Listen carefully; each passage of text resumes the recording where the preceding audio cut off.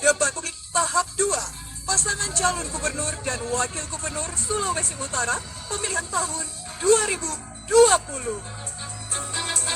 Jika terpilih sebagai gubernur dan wakil gubernur, apa program strategis dalam penanggulangan kemiskinan?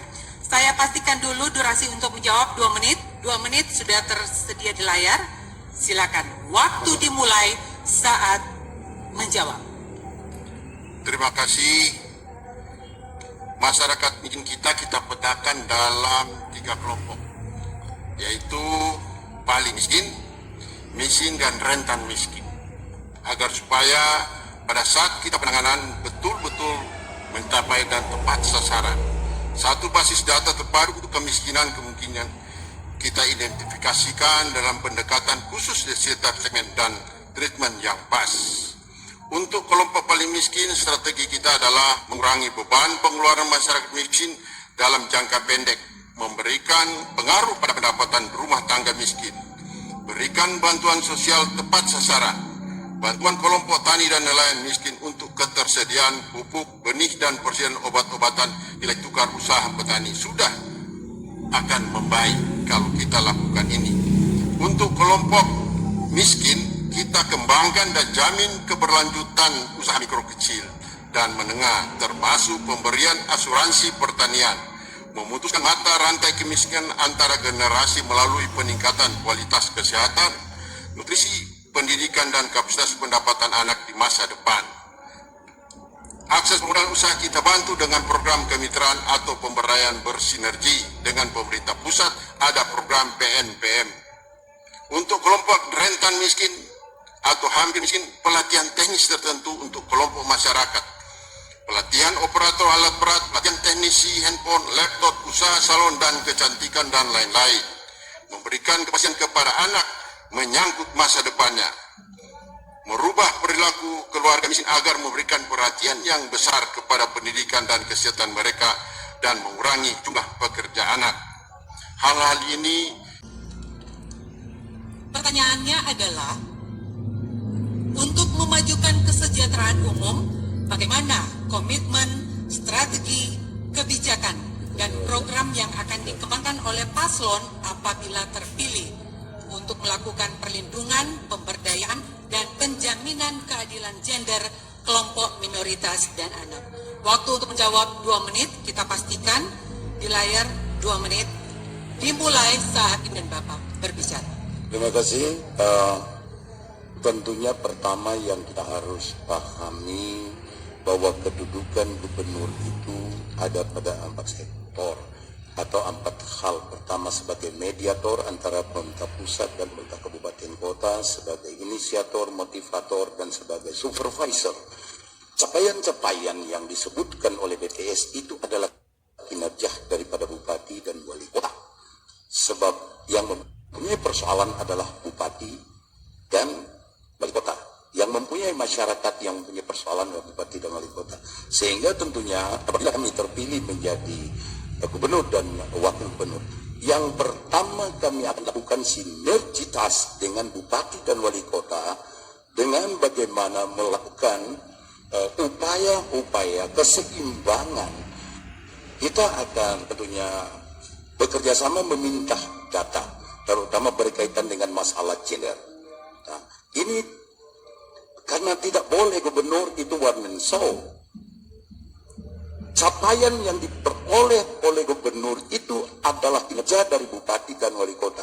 Semua problem itu ada pada bupati dan wali kota. Kunci sebenarnya kinerja daripada gubernur sebagai pengelola anggaran yang kita akan kelola pada tahun 2021 merupakan upaya stimulus kepada pemerintah daerah untuk penyelesaian permasalahan termasuk masalah gender, pemberian hak yang seimbang kepada semua tentunya sesuai dengan kebutuhan secara proporsional. Saya kira terlalu simpel bagi kinerja gubernur. Itu menurut saya dengan Ibu Kristiani Penjina Peruntu.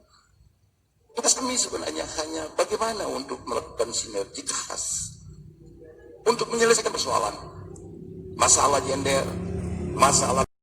Pertanyaannya adalah, amanat Undang-Undang Dasar 1945 yang diamandemen pasal 28H ayat 2, setiap orang berhak memperoleh kemudahan dan perlakuan khusus untuk memperoleh kesempatan dan manfaat yang sama guna mencapai persamaan dan keadilan.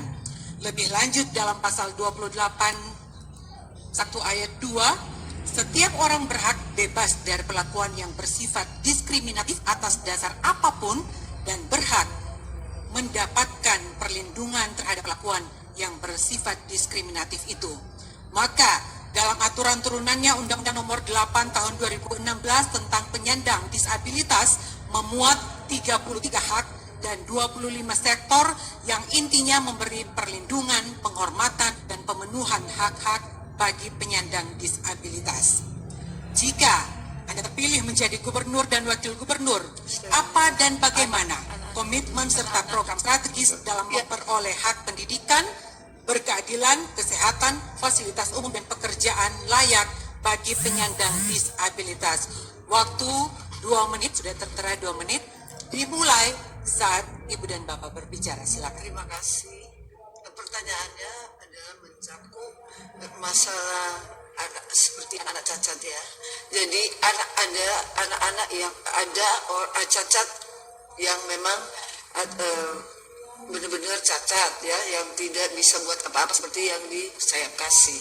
Tentunya kita yang betul-betul harus membantu dengan benar-benar, yaitu apa yang menjadi keperluan mereka kita berikan. Bahkan kita sebagai gubernur harus memfasilitasi pembangunan ataupun sarana yang ada, kursi roda ataupun yang lain-lain yang diperlukan. Kalau cacat seperti buta atau tidak kaki dan tidak bisa jalan, kita juga harus bantu dengan benar-benar. Di 15 kabupaten kota harus ada sarana pembangunan seperti itu. Dan untuk itu saya percaya Tuhan pasti menolong saya. Kalau saya jadi gubernur, tentu kita harus benar-benar perhatikan anak-anak yang cacat seperti demikian.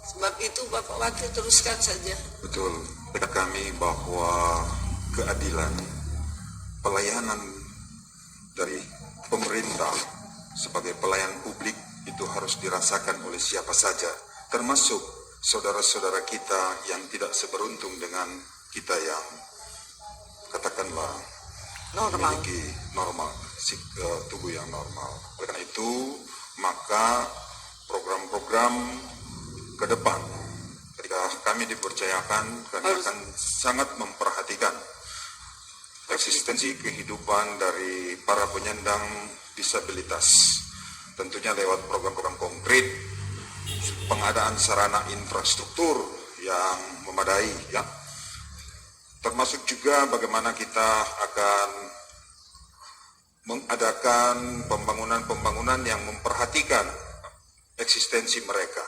Misalnya ada rel pemandu, pintu sensor, tempat istirahat, ya, ada di toilet khusus untuk para penyandang disabilitas. Hal konkret seperti itu menjadi perhatian kita bagi mereka, termasuk infrastruktur. Waktunya selesai.